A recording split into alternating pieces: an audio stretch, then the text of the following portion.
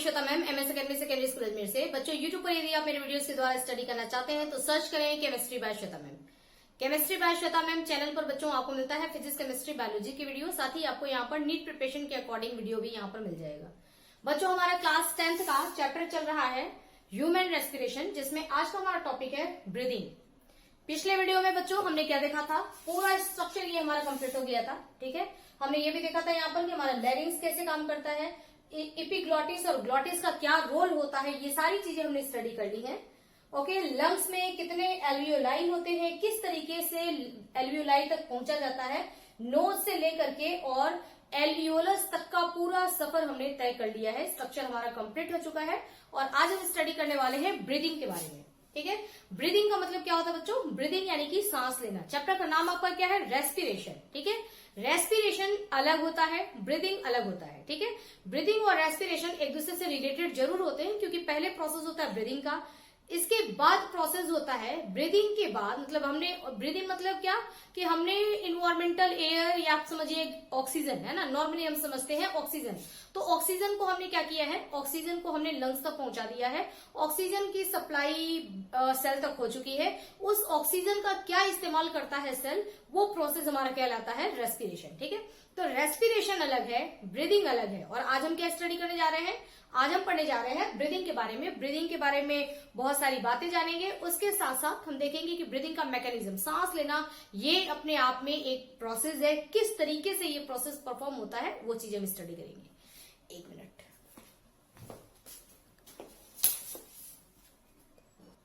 अब बच्चों, हमारा इसमें क्वेश्चन फर्स्ट है, वाई ब्रीदिंग नेसेसरी। ठीक है, सांस लेना जरूरी क्यों है? तो देखिए, ब्रीदिंग प्रोसेस क्यों जरूरी है? क्योंकि जब हम सांस लेते हैं, जब हम ब्रीदिंग करते हैं, तो इन्वायरमेंटल एयर जिसमें कि ऑक्सीजन जाता है, ठीक है, तो रीच ऑक्सीजन, इन्वायरमेंटल एयर कहाँ पहुंचता है? हमारे लंग्स में पहुंचता है। और लंग्स से ऑक्सीजन की सप्लाई कहाँ होती है? हमारे सेल तक होती है। ठीक है, तो ऑक्सीजन सेल में पहुंचता है। ऑक्सीजन को सेल में पहुंचाना, ऑक्सीजन का एरो लगा हुआ है सेल तक, यानी कि ऑक्सीजन को सेल के अंदर मेंटेन रखना, हमेशा ऑलवेज ऑक्सीजन का अमाउंट सेल के अंदर मेंटेन रहे, इसके लिए हमको बराबर कंटिन्यू हमको ब्रीदिंग करना पड़ेगा। ठीक है, और साथ ही जो सेल है, इन सेल से CO2 को भी बाहर निकालना। ठीक है, तो CO2 को भी शरीर से बाहर निकालना जरूरी होता है, ऑक्सीजन को शरीर में पहुंचाना जरूरी होता है। तो सेल तक ऑक्सीजन को पहुंचाना और CO2 को सेल से बाहर निकालना, ये दोनों प्रोसेस लगातार होनी जरूरी होती है। ठीक है, यानी कि ऑक्सीजन और कार्बन डाइऑक्साइड दोनों की मात्रा, ठीक है, ये मेंटेन होनी चाहिए, एक बैलेंस होनी चाहिए सेल के अंदर। और इनको बैलेंस रखने के लिए, O2 CO2 को सेल के अंदर, शरीर के अंदर बैलेंस रखने के लिए ब्रीदिंग करना कंटिन्यू जरूरी होता है। हम लगातार सांस लेते रहेंगे तभी हमारे शरीर के अंदर O2 और CO2 को बैलेंस रखा जाएगा। ठीक है, इसलिए जरूरी होता है ब्रीदिंग करना। सांस लेना जो एक प्रोसेस है, ये बच्चों ये क्या होता है, एक ये इनवॉलेंट्री प्रोसेस है ना। इनवॉलेंट्री प्रोसेस का मतलब होता है अनैच्छिक, है ना, अनैच्छिक क्रिया है ये, इनवॉलेंट्री है, यानी कि हमारी इच्छा पर डिपेंड नहीं होता है। ठीक है, हमको सांस लेना ही है। आपको लगेगा कि हम तो थोड़ी देर के लिए सांस तो रोक सकते हैं, थोड़ी देर के लिए सांस रोक सकते हैं, इसलिए थोड़ा हमारा उसके ऊपर कंट्रोल होता है, इसलिए इसको हम वॉलेंट्री एक्शन भी कहते हैं। और जब हम नॉर्मली जब हम सांस रोकते हैं थोड़े समय के लिए, ठीक है, उस समय हमारे जो सांस लेने का जो प्रोसेस है, वो उसको तब हम वॉलेंट्री कहेंगे। वॉलेंट्री मतलब हमने अपनी इच्छा से सांस को रोका है। ठीक है, ये ऐच्छिक क्रिया हो जाती है, हमारी इच्छा से चलने वाली हो जाती है। और उस समय जो ब्रीदिंग प्रोसेस है, इसको शरीर का कौन सा भाग कंट्रोल करता है? तो ब्रेन का सेरिब्रम ब्रीदिंग प्रोसेस को उस दौरान कंट्रोल करता है जब ब्रीदिंग प्रोसेस को हमने क्या किया है? वॉलेंट्री किया है, यानी कि इसको अपनी इच्छा के अनुसार थोड़ी देर तक हमने रोका है। लेकिन हम इस ब्रीदिंग प्रोसेस को हम कंटिन्यूअस रोक नहीं सकते, सांस लेना हम बहुत देर तक रोक नहीं सकते हैं। ठीक है, इसलिए ये कौन सी प्रोसेस है? ये कहलाती है इनवॉलेंट्री प्रोसेस। ठीक है ना, ये एक अनैच्छिक क्रिया है, मतलब हमारी इच्छा से चलने वाली प्रोसेस नहीं होता। आपने देखा होगा कि मूवी में दिखाता है कि जैसे कोई है ना, पानी के अंदर छुप गया है, बहुत देर तक सांस रोक रखा है, लेकिन फाइनली बहुत लॉन्ग टाइम तक सांस को नहीं रोका जा सकता। एक ऐसा टाइम आता है जबकि हम वापस से ब्रीदिंग करने लगते हैं, यानी कि वो हमारी वहां जरूरत है कि हम छुपे रहे पानी के अंदर, ठीक है, और सांस रोके रहे, लेकिन हमारे जरूरत के हिसाब से हम उसको वॉलंटरी में कंट्रोल नहीं कर, वो हमारे लिए थोड़े समय के लिए उसको हमने वॉलंटरी बनाया, थोड़े से समय के लिए हमने सांस रोक लिया, बट वो एक इनवॉलंटरी प्रोसेस है, इस वजह से वो ऑटोमेटिक अपने आप होगा। ठीक है, तो ये क्या होता है, एक इनवॉलंटरी प्रोसेस होता है, अनैच्छिक क्रिया होती है। और जब ये इनवॉलंटरी प्रोसेस है, ज्यादातर इनवॉलंटरी प्रोसेस ही है, तब इसको रेस्पिरेटरी सेंट्रल कंट्रोल करता है। ठीक है, हमारे शरीर में जो रेस्पिरेटरी सेंटर है वो कंट्रोल करता है, और रेस्पिरेटरी जो सेंटर है वो कौन है, वो है ब्रेन। ब्रेन में मेडुला और पोन्स वेरोलाई है ना, मेडुला और पोन्स होते हैं हमारे ब्रेन के अंदर, जो कि हमारे सांस लेने के प्रोसेस को कंट्रोल करते हैं। ठीक है, तो रेस्पिरेटरी सेंटर क्या होता है, रेस्पिरेटरी सेंटर है, इसमें रेस्पिरेटरी सेंटर है ब्रेन का मेडुला और पोन्स। ठीक है, तो मेडुला और पोन्स सांस लेने के प्रोसेस को कंट्रोल करते हैं। ठीक है, अब देखेंगे अभी सांस लेने का मैकेनिज्म कि किस तरीके से ब्रीदिंग हो रहा है। तो ये ब्रीदिंग प्रोसेस कंटिन्यूअस और प्रॉपर तरीके से होता रहे, इस चीज को कंट्रोल किया जाता है, और कंट्रोल करता है मेडुला और पोन्स। ओके, इसके अलावा ब्रीदिंग प्रोसेस को उस दौरान भी कंट्रोल किया जाता है जब जैसे एक्सरसाइज कर रहे हैं, है ना, उस दौरान क्या होता है, हमारा ब्रीदिंग प्रोसेस बढ़ जाता है। ठीक है, तेजी से हम सांस लेने लगते हैं ना, जोर से हम सांस लेने लगते हैं, उस दौरान भी इसको कंट्रोल करने का काम कौन कर रहा है, मेडुला और पोन्स। ठीक है, तो एक्सरसाइज करते टाइम या जब हम डर जाते हैं ना, किसी चीज से डर लगता है, फियर,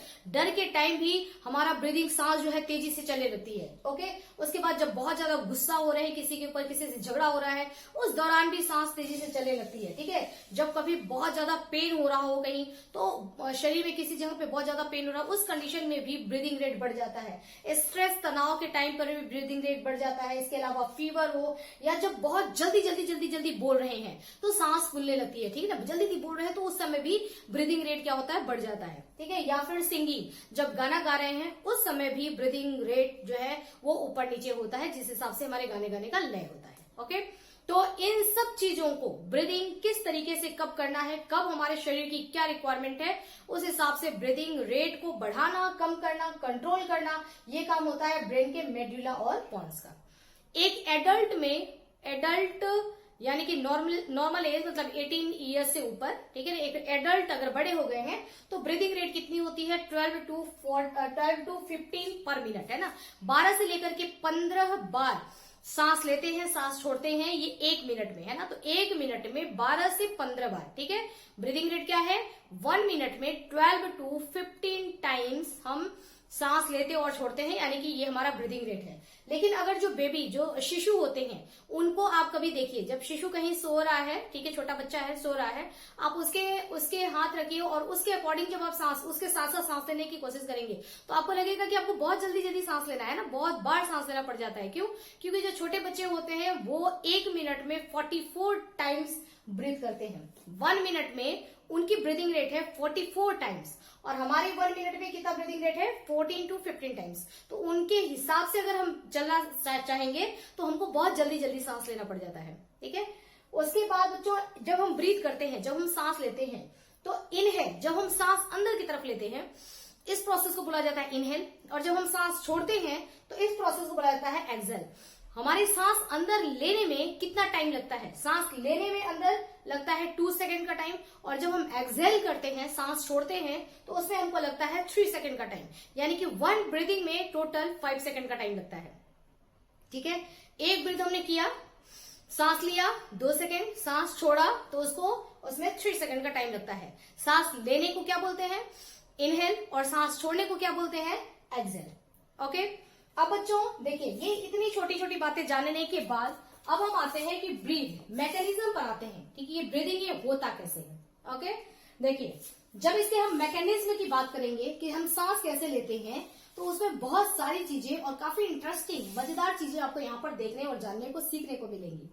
हम सांस कैसे लेते हैं, हमारे सांस लेने में सबसे जरूरी चीज मैंने आपको बताया कि हमारा रेस्पिरेटरी सेंटर यानी कि ब्रेन का मेडुला और पॉन्स कंट्रोल करता है हमारे ब्रीदिंग को, और पॉन्स, मेडुला और पॉन्स ब्रीदिंग को कंट्रोल करने के लिए मदद लेता है। किसकी मदद लेता है? मदद लेता है हमारे चेस्ट कैविटी की, डायफ्राम की और एब्डोमिनल वॉल की, तीन की मदद लेता है, और तीन की मदद से सांस इनहेल किया जाता है और एक्सहेल किया जाता है। ठीक है, तो इनको कंट्रोल, इन तीनों को कंट्रोल कौन कर रहा है? मेडुला और पॉन्स कंट्रोल कर रहा है। तो मेडुला और पॉन्स इनमें कुछ चेंजेस करता है, ठीक है, इनमें कुछ मूवमेंट करता है जिसकी वजह से हम सांस लेते हैं।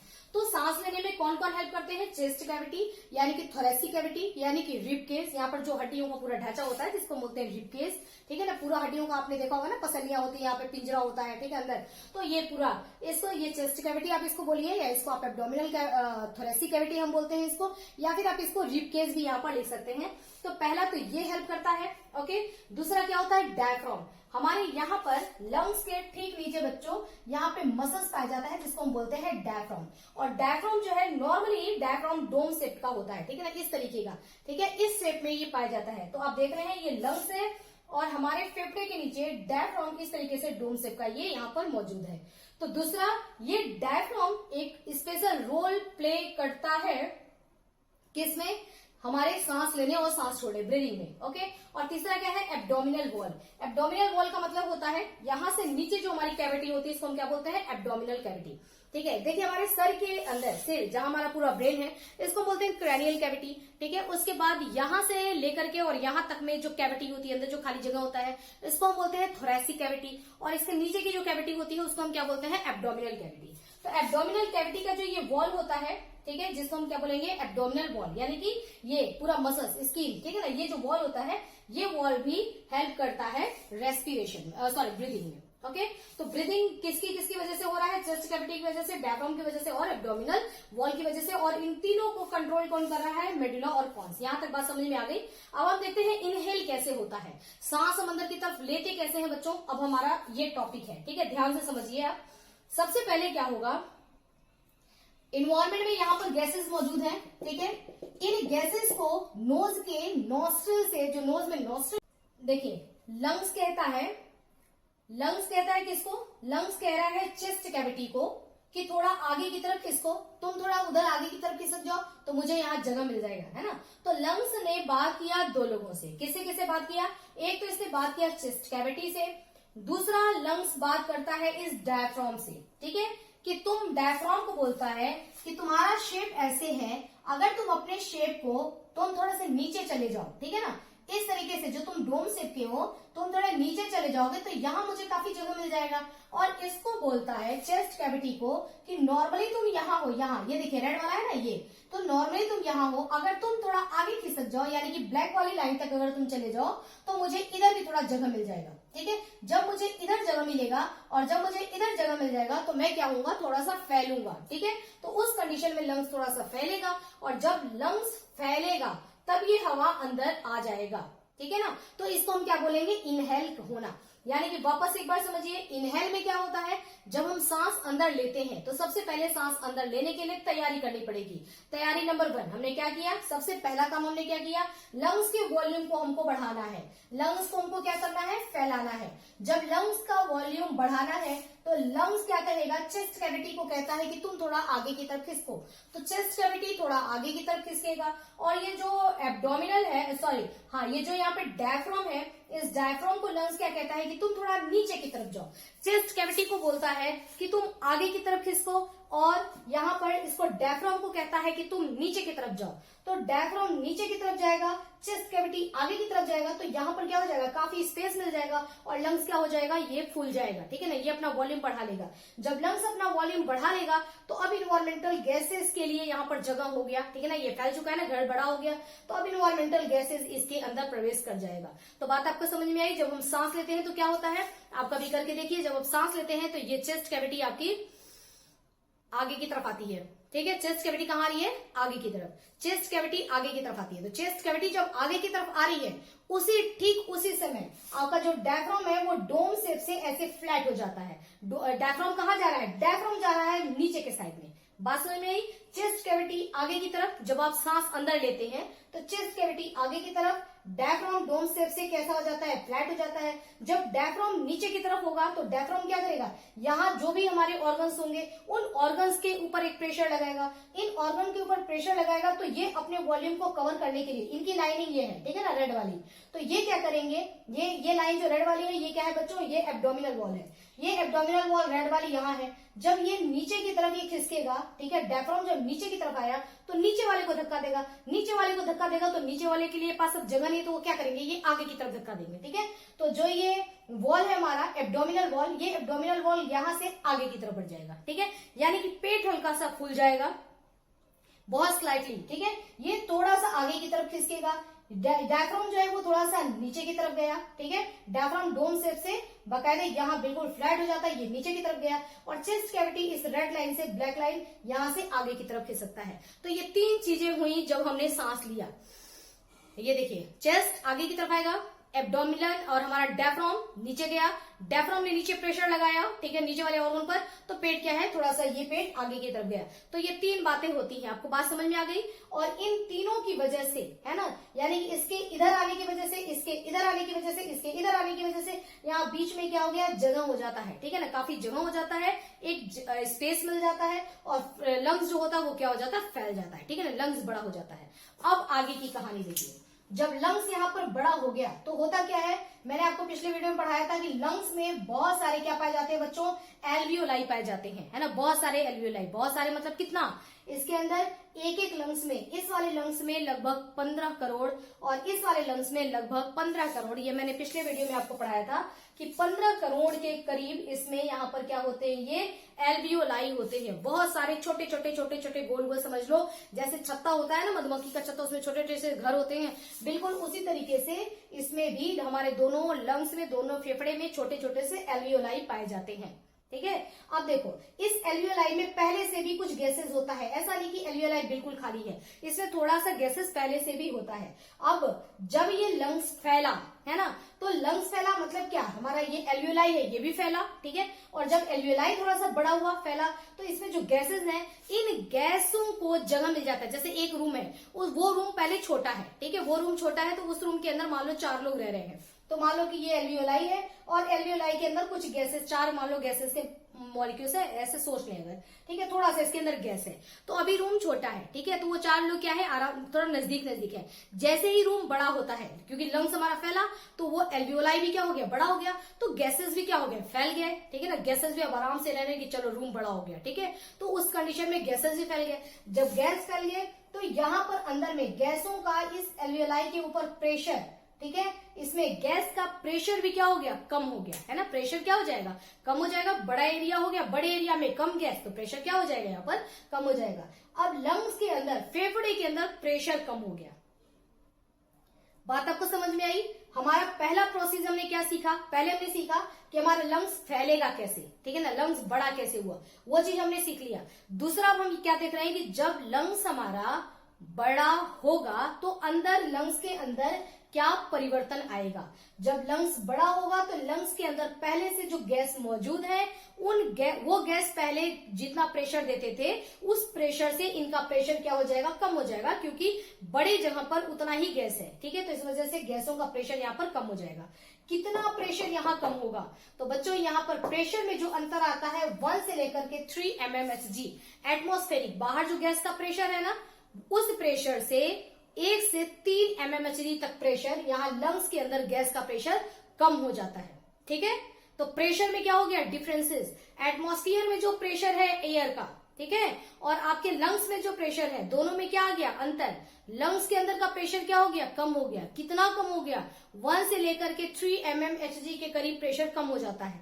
मतलब बाहर के एटमॉस्फेयर से 1 से 3 पॉइंट प्रेशर कम हो गया, कहाँ, लंग्स के अंदर। जब यहाँ पर प्रेशर कम हो जाता है तो हाई प्रेशर, यानी कि बाहर हाई प्रेशर है, हाई प्रेशर से लो प्रेशर की तरफ गैसेस प्रवेश करना शुरू करेंगे। क्यों प्रवेश कर रहे हैं? ताकि दोनों का प्रेशर क्या हो सके, मेंटेन हो सके। बाहर में एयर का एटमॉस्फेरिक प्रेशर जो बाहर है, ठीक है, और जो प्रेशर हमारे लंग्स के अंदर है, दोनों का प्रेशर क्या होना चाहिए, मेंटेन होना चाहिए। तो अभी प्रेशर क्या हो गया, अंदर जो है प्रेशर कम और बाहर प्रेशर ज्यादा। अब यहां से अब टाइम आ गया है गैसेस के अंदर जाने का। अब यहां से गैसेस जो है वो देखते हैं कि अच्छा सारी तैयारी हो गई है ना। गैस देखता है कि मेरे अंदर आने की सारी तैयारी हो गई, फेफड़े बड़े हो चुके हैं, लंग्स बड़ा हो चुका है और लंग्स के अंदर एयर का प्रेशर कम हो चुका है। अब सही समय आ गया है कि अब मुझे यहाँ पर अंदर जाना चाहिए, प्रवेश करना चाहिए। बिल्कुल उसी तरीके से जैसे मूवी में कुछ अगर हो रहा है तो कब पुलिस की एंट्री कब होनी चाहिए, है ना, वो उनको पता रहता है कि अब टाइम आ गया है कि अब पुलिस की एंट्री हो, है ना। बिल्कुल उसी तरीके से यहाँ पर जो गैसेज है ना, इन गैसेस को पता पड़ जाता है कि अब हमारा समय आ गया है कि अब हमको अंदर जाना चाहिए। कहाँ जाना चाहिए, लंग्स के अंदर। अब यहाँ से नोज से, नॉस्ट्रल से एयर अंदर प्रवेश करेगा। नोज में गया एयर, नोज से कहाँ गया, नेजल कैविटी में गया। नेजल कैविटी में जाने के बाद कहाँ जाएगा, फेरिंग्स में जाएगा। फेरिंग्स कहाँ है हमारा, ये देखिए ये फेरिंग्स है ना। अब एयर कहाँ प्रवेश करेगा, फेरिंग्स में। फेरिंग्स के बाद इसको एक दरवाजा मिलेगा जिसको हम बोलेंगे ग्लॉटिस। ग्लॉटिस से होते हुए एयर कहाँ जाएगा, लैरिंग्स में जाएगा। लैरिंग्स से होते हुए एयर कहाँ जाएगा, ट्रैकिया में। ट्रैकिया के बाद ये कहाँ गया, इधर की तरफ गया। हमने पिछले वीडियो में पढ़ा था इसका पूरा ब्रांच। अब ट्रैकिया से कहाँ जाएगा, ये ब्रोंकस में जाएगा, यानी कि इधर जा रहा है। ब्रोंकस के बाद और ब्रांचेस होते जाएंगे इसके, कहाँ जाएगा, ये ब्रोंकियोस में जाएगा। और ब्रोंकियोस के बाद फाइनली ये लंग्स के एल्वियोलाई में एयर प्रवेश कर जाता है। ठीक है, लंग्स में जो बहुत सारे कितने एल्वियोलाई हैं, मैंने अभी बताया ना आपको, दोनों लंग्स का मिलाकर के लगभग 30 करोड़ एल्वियोलाई है और हर एल्वियोलाई में जाकर के एयर भर जाएगा। इतनी बात आपको समझ में आ गई। ये है हमारा इनहेल का प्रोसेस। जब हम सांस लेते हैं ना, हमारा एक सांस लेने में ये इतनी सारे प्रोसेस होते हैं। एक बार वापस से आप रिपीट करिए कि सांस लेने में क्या क्या हुआ। ठीक है, सबसे पहला काम क्या हुआ बच्चों, सबसे पहला काम क्या हुआ, सबसे पहला हमको करना क्या है, कुल मिलाकर के हमको लंग्स की वॉल्यूम बढ़ाना है। ठीक है, अब आप बोलते चलिए। उसके लिए पहला क्या होगा, फर्स्ट ये होगा कि जो हमारा यहाँ पर चेस्ट कैविटी है, उस चेस्ट कैविटी को क्या करना पड़ेगा, थोड़ा आगे की तरफ खिसकना पड़ेगा। ठीक है, चेस्ट कैविटी को थोड़ा सा आगे की तरफ खिसकना पड़ेगा। उसके बाद क्या होगा, उसके बाद यहाँ पर आप देखिए सारी चीजें आपको यहाँ पर रिपीट करनी है। एक सेकेंड बच्चों,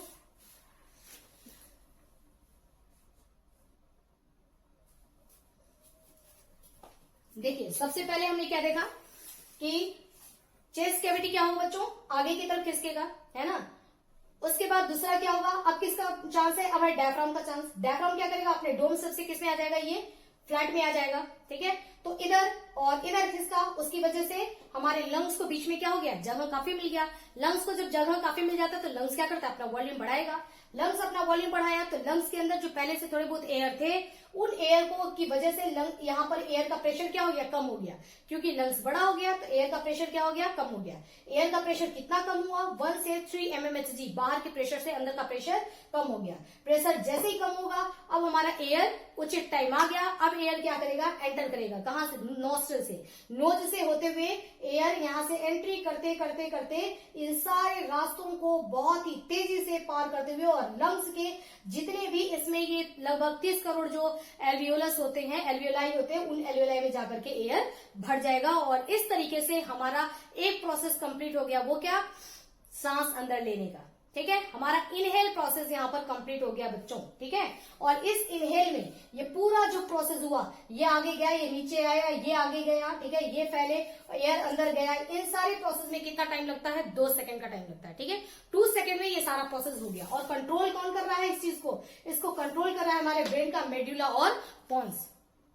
ओके बच्चों, तो इस तरीके से inhale process done. I hope कि आप लोग को बहुत अच्छी तरीके से समझ में आ गया होगा और मैंने कई बार रिपीट कर दिया। ठीक है, अब देखिए, अब हम बात करेंगे एक्सेल की। एक्सेल में अब क्या होगा, अब ये कहता है कि चल बस मदद हो गया, है ना। चेस्ट कैविटी आगे गई थी ना, चेस्ट कैविटी कहती कि नहीं मैं ज्यादा देर तक आगे नहीं रह सकती, मैं वापस कर आ रही हूँ। ठीक है, तो चेस्ट कैविटी क्या होगा, वापस अपने पीछे, यानी कि यहाँ से वापस अपने यहाँ ओरिजिनल, यानी कि इस रेड वाले लाइन में आगे गई थी ना चेस्ट कैविटी, वापस अपने पीछे कंडीशन में जाती है। जैसे ये पीछे कंडीशन में आती है तो नीचे से ये कहता है कौन? ये हमारा डायफ्राम। डायफ्राम कहता है कि अच्छा तुम आगे क्या पीछे, मैं भी आ जाता हूँ अपने ओरिजिनल कंडीशन में, बहुत परेशानी हो रही है। तो डायफ्राम भी इस फ्लैट कंडीशन में से किस में आ जाता है, ये भी डोम शेप में आ जाता है। अब इधर से भी इसको दबाया लंग्स को, ठीक है, और नीचे से भी लंग्स को दबाया, और इसमें गैसेस जबकि ज्यादा भर गए थे, ठीक है, तो उधर से भी ये इसको प्रेस किया गया, इधर से भी इसको प्रेस किया गया। अब लंग्स क्या हो गया, लंग्स को तो वापस यहाँ पे जगह कम मिल गया, ठीक है, थोड़े समय की इसको खुशी मिली थी, फैला हुआ था, वापस उसको वही है ना, उसी तरीके से उसको रहना है। तो अब लंग्स क्या करेगा, वापस से सिकुड़ेगा। अब लंग्स को जब जगह कम मिल गया तो लंग्स वापस से सिकुड़ गया, और जैसे ही लंग्स यहाँ पर सिकुड़ा, यहाँ पर गैसेस क्या थे, ज्यादा थे, ठीक है। अब यहाँ पर गैस का प्रेशर क्या हो जाएगा, ज्यादा गैस और कम जगह में, घर हो गया छोटा, सब बेचारे बिल्कुल ऐसे से ठस के बैठे हुए हैं ना, तो उसमें क्या हो गया इनको, अब गैस ज्यादा हो गए और जगह कम मिल गया, तो यहाँ पर प्रेशर क्या हो जाएगा, एयर का प्रेशर बढ़ जाएगा। कितना प्रेशर बढ़ेगा, उतना ही प्रेशर का अंतर आएगा, कितना, 1 2 3 mmHg, 1 से 3 mmHg प्रेशर अब यहाँ बढ़ गया। अब अंदर प्रेशर बढ़ गया और बाहर एटमॉस्फेयर में प्रेशर 1 2 3 mmHg प्रेशर बाहर में कम है, ठीक है। जब बाहर में एयर का प्रेशर कम, अंदर में एयर का प्रेशर जब ज्यादा है, तो अब क्या होगा, अब गैसेस यहां से होते हुए हाई प्रेशर से लो प्रेशर की तरफ, ठीक है, यानी कि अब हाई प्रेशर यहां है, यहां से लो प्रेशर की तरफ, यानी कि यहां से अब बड़ी तेजी से रश करते हुए भागते, और ये एयर जो है वो बाहर की तरफ निकल जाएगा, ठीक है। अब यहां से एयर बाहर की तरफ आ गया। ये प्रोसेस क्या कहलाएगा, ये प्रोसेस कहलाएगा हमारा एक्सहेल, ठीक है ना, एक्सहेल।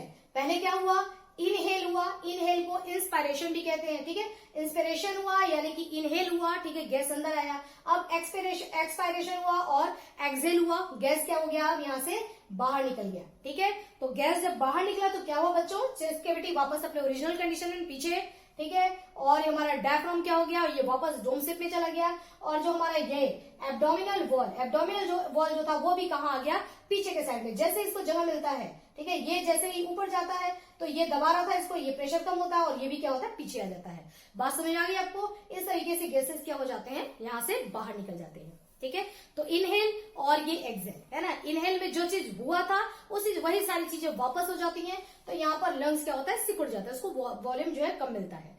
तो ये हुआ, अब वापस फिर अगेन होगा, फिर वही थोड़े समय बाद 3 सेकंड के लिए, 3 सेकंड में हमारा एक्सहेल हुआ, ठीक है ना, ये जो है सिकुड़ा, इस सारी गैसेस बाहर निकली। जैसे ही सारी गैसेस बाहर निकली, वापस चेस्ट कैविटी बोलता है कि नहीं हम तो फैलेंगे, ठीक है ना, फिर वापस चेस्ट कैविटी आगे की तरफ, वापस जो हमारा ये डायफ्राम है, ठीक है, डायफ्राम जो है वो नीचे की तरफ, ये आगे गया, है ना, ये कहाँ जा रहा है, ये जाएगा आगे की साइड में। डायफ्राम कहाँ जाएगा, डायफ्राम वापस चला गया नीचे के साइड में, और ये जो हमारा है कैविटी है ना, वॉल, एब्डोमिनल वॉल, ये भी कहाँ जाता है, आगे की साइड में। अब वापस ये इधर और ये इधर, ठीक है, अब वापस हो जाएगा। फिर यहाँ पे जगह मिल जाता है, जैसे ही जगह मिला फिर लंग्स फैल गया, फिर लंग्स के अंदर क्या हो गया, प्रेशर कम हो गया, फिर यहाँ पर प्रेशर कम हो गया, फिर एयर जो है अंदर आता है। जब एयर अंदर आया तो वापस से ये क्या हो गया, अब ये वापस से पीछे चला गया, ये वापस से ऊपर आ गया, और फिर यहाँ पे जगह हो गया कम, जगह कम हो गया तो लंग्स वापस से सिकुड़ गया, अब लंग्स के अंदर प्रेशर बढ़ गया तो गैसेस को फिर बाहर निकाला गया, फिर वापस से जब बाहर निकाला गया तब तक चेस्ट कैविटी वापस से फैल गई, और ये वापस यहाँ चला गया, फिर वहां वॉल्यूम हो गया। तो ये कंटिन्यू होता रहता है, और एयर भी बेचारा कंफ्यूज होता है ना, कभी आ रहे हैं, कभी जा रहे हैं, कभी जा रहे हैं, ये चला रहता है, ठीक है। तो जब एयर अंदर जाता है, लेकिन हमारे लिए जरूरी है, जब एयर अंदर जाता है तो ये हो गया इनहेल, और जब एयर बाहर आता है तो इसको हम क्या बोलते हैं, एक्सहेल। तो ये मैकेनिज्म है सांस लेने का, ब्रीदिंग का, किस तरीके से ब्रीदिंग होती है। आई होप कि आपको सारी बात समझ में आ गई होगी। और एयर कहाँ से प्रवेश करता है, ये पूरा एयर का रास्ता है कि यहाँ से होते हुए एयर यहाँ तक आ जाता है, ठीक है। 2-4 बातें ही बस आपको ध्यान देनी है मैकेनिज्म में कि कौन और किस कंडीशन में जा रहा है, ठीक है। अब आपसे मैं पूछूं, चलिए सबसे पहले क्या होगा बच्चों, जब हमको इनहेल करना है तो सबसे पहला काम क्या होगा, फर्स्ट काम क्या होगा, सबसे पहले बिल्कुल सही, चेस्ट कैविटी आगे आएगी। दूसरा काम क्या होगा, डायफ्राम नीचे जाएगा, ठीक है, सेकेंड हो गया। जब डायफ्राम नीचे जाएगा तो हमारा पेट, एब्डोमिनल वॉल कहां जाएगा, आगे की तरफ जाएगा, बिल्कुल सही, ये हो गया हमारा पहला, ठीक है। अंदर में अब जगह क्या हो गया, ज्यादा, ठीक है, जगह ज्यादा हो गया तो हमारा लंग्स क्या हो गया, लंग्स का वॉल्यूम बढ़ा, लंग्स का वॉल्यूम बढ़ा हुआ तो इसके अंदर, लंग्स के अंदर एयर का प्रेशर क्या हो गया, कम, एयर का प्रेशर कम हो गया। तो अब क्या होगा, इस प्रेशर को मेंटेन करने के लिए अब बाहर में प्रेशर क्या है, हाई, अंदर में प्रेशर क्या हो गया, लो, ठीक है। अब एयर कहां से जाएगा, हाई प्रेशर से लो प्रेशर की तरफ, यानी कि एयर यहां से होते हुए लंग्स के अंदर हाई प्रेशर से लो प्रेशर में आ गया, ठीक है।